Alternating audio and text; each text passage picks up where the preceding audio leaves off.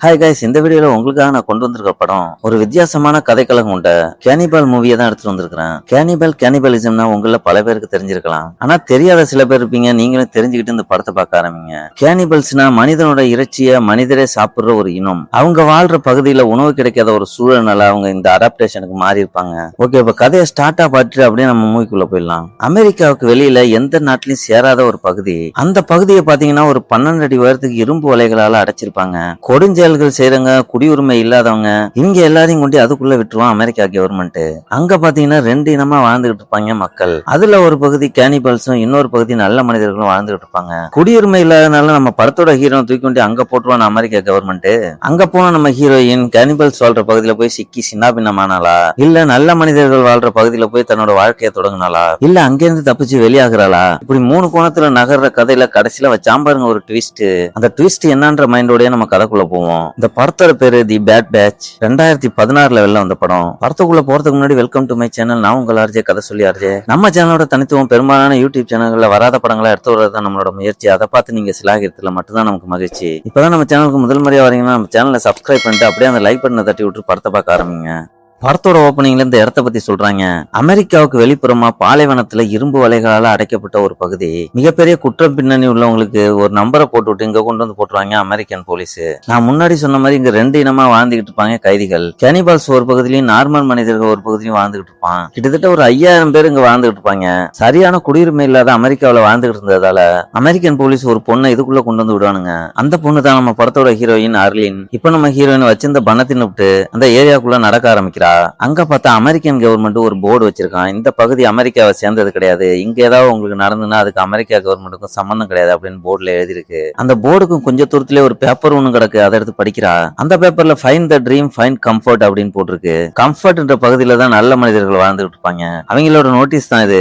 நிறைய நோட்டீஸ் அங்க பறக்க விட்டுருப்பாங்க. அதை பார்த்து புதுசா வர கைதிகள் கம்ஃபர்ட் ஜோனுக்கு வருவாங்க அப்படின்ற மாதிரி. அங்கிருந்து கடந்து கொஞ்சம் தூரம் நம்ம ஹீரோயின் போக அங்க ஒரு பழுதான காரு நிக்கும். அந்த காரை பார்த்தவ கொஞ்சம் உட்காந்து ரிலாக்ஸ் பண்ணிட்டு போவோம் அப்படின்னு சொல்லிட்டு அந்த காருக்குள்ள போய் ரெஸ்ட் எடுக்க கண்ணாடியில பார்த்தா பின்னால ஒரு கார் வருது. அந்த கார்ல வந்த 2 லேடி இவளை விரட்ட ஆரம்பிக்க. இவளும் ஓடுறா.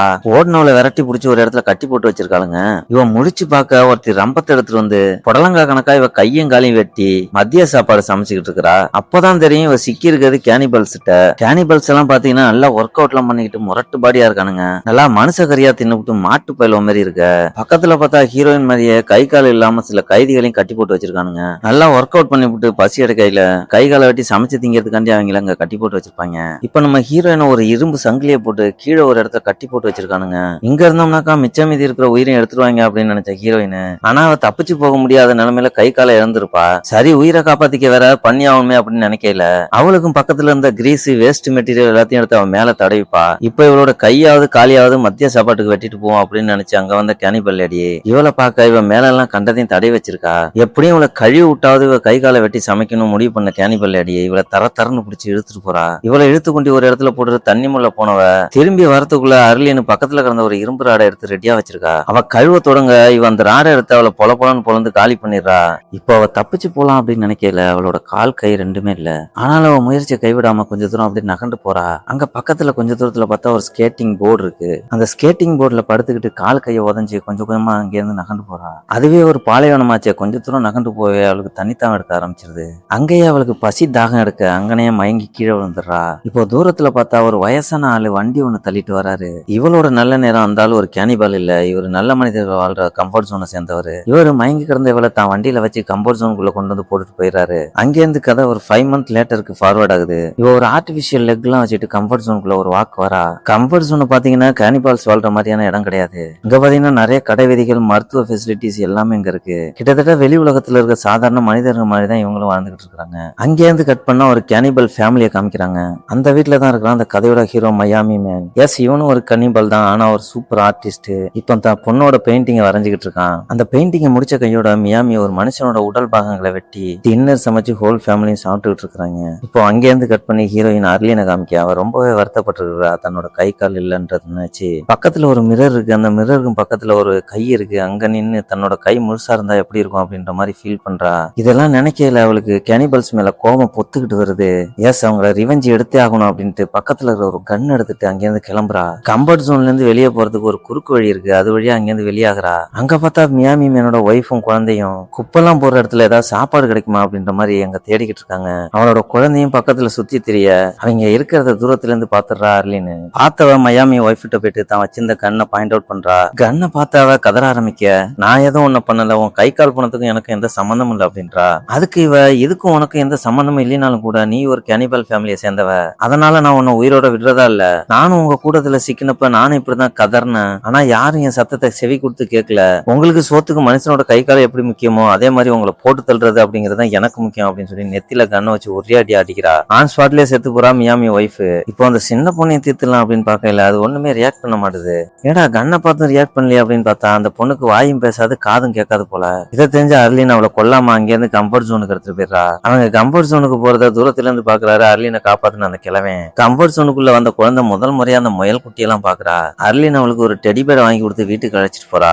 ஈவினிங் ஆகும், சாப்பாடு தேடி போன ஒய்ஃபையும் குழந்தை என்னடா இன்னும் காணுமே அப்படின்னு சொல்லிட்டு மியாமி ஒரு வண்டி எடுத்து தேடிட்டு வரான். எங்க தேடியும் கிடைக்கல. கடைசி அந்த குப்பை இருக்கிற இடத்துக்கு போறான். அங்க போய் பார்த்தாக்கா தான் ஒய்ஃப் இறந்து கிடக்குறா. அவ கண்ணெல்லாம் கழுகு பிடிங்கி சாப்பிட்டுக்கிட்டு இருக்கு. பக்கத்துல பார்த்தா அர்லினை காப்பாத்தின அந்த கிழவன் குப்பை எடுத்துட்டு இருக்காரு. அந்த கிழவன்ட்ட போயிட்டு தான் பொண்ணு டிராப் பண்ண ஸ்கெட்ச வச்சு இந்த பொண்ணை எங்கேயும் பாத்தியா அப்படின்னு சொல்லி மிரட்டுறான் அந்த கிழவனை. அவன் இந்த மனுஷங்களும் ஒரு ஆசை இருந்துக்கு போல, இதே மாதிரி என்னையும் ஒரு படம் வரைஞ்சு கொடு, நான் எங்க இருக்கா அப்படின்றத சொல்றான் அப்படிங்கிறாரு கிழவன். மியாமிக்கு ஒன்னும் சொல்ல முடியல, இருக்கிற டென்ஷன்ல இது வேறையா அப்படின்னு சொல்லிட்டு வேற வழி இல்லாம அந்த கிழவனை ஸ்கெட்ச் பண்ணி கொடுக்க, அவரும் பதிலுக்கு அந்த படத்திலேயே நீ கம்ஃபர்ட் ஜோன்ல போய் சேடு அப்படின்ற மாதிரி எழுதி கொடுக்குறாரு. அதை பார்த்த மியாமிக்கு தான் பொண்ணு கம்ஃபர்ட் ஜோன்ல இருக்கிறா அப்படின்றது தெரியுது.